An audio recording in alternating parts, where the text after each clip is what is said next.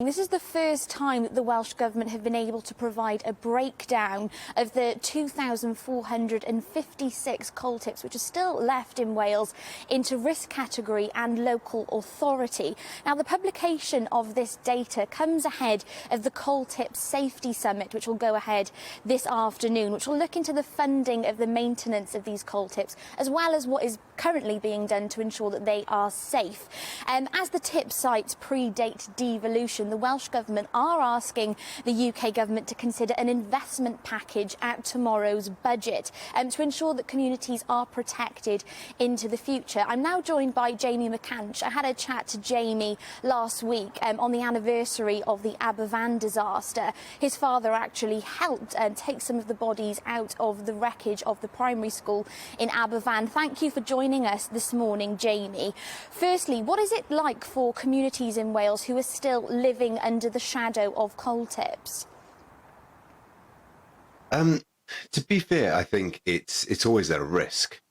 You've got thousands of tons of spill that is effectively still quite unpredictable. I mean, you take one town recently in February 2020, which is Taylorstown in the Rhondda Cynon Taf. That had a landslide due to the rise in rainfall caused by Storm Dennis.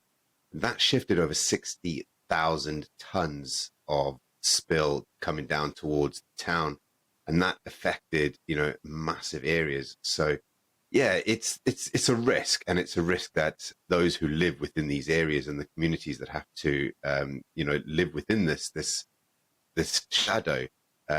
It's got to be a constant threat, and I think the threat is becoming more and more apparent.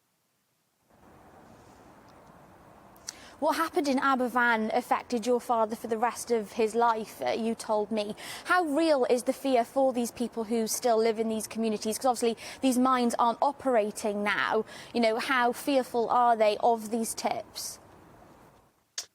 To be honest with you, I'm not 100% sure. I just know that, you've got, nearly 2,500 of these tips around the UK, and many of them are sitting in the high-risk area. And Aberfan didn't just affect one community, it affected a wider community and a community out of there. And yes, I know that this was, a disaster that we never, ever want to see repeated. But the biggest problem that you have with the current coal tips and the coal spills is that people have got contented with them. So they don't know that they're there because they're now covered over, they've greened up, and effectively they've just become part of the mountain range. But a mountain is relatively solid and a coal spill is relatively insecure. So all you need is a change of climate and you have a major problem on your hand. And February 2020 is a perfect example of that, where you had a massive level of downpour, which soaked into the spill. That then released it and caused a massive landslide. And let's not forget that landslide, which shifted thousands of tons worth of spill down towards the village and the town, that disrupted a sewer main, it disrupted a water main, it caused damage to public access, cycle paths, footpaths. Fortunately, no one was injured. But then the cleanup operation of that then is going to cost 2.5 million, which is going to have a massive impact on the community within and in the local rounding areas, because that money has to be found from somewhere. And then you've got, where do you put 6,000 lorries of spill? Where do you put that? That has to then be relocated to a new site, and then that site then has to be protected and maintained. So even though it's going to the cost of actually securing these sites and maintaining these sites and making sure that these landslides don't happen are going to be into potentially the hundreds of millions of pounds. If every one of these landslides costs 2.5 million to clean up, actually by investing millions into protecting and securing these sites, what you're actually doing is saving money in the long run and the save of life and environment as well.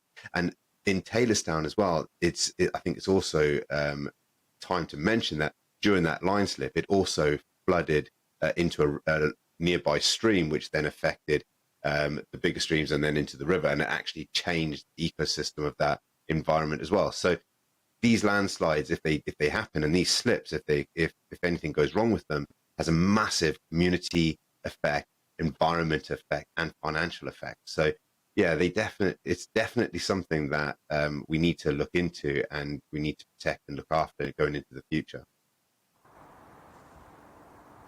Thank you for joining us this morning, Jamie. That was Jamie McCanch on the Great British Breakfast. So we will have to wait for the Chancellor's budget tomorrow to see if the maintenance of coal tips will be considered in his budget.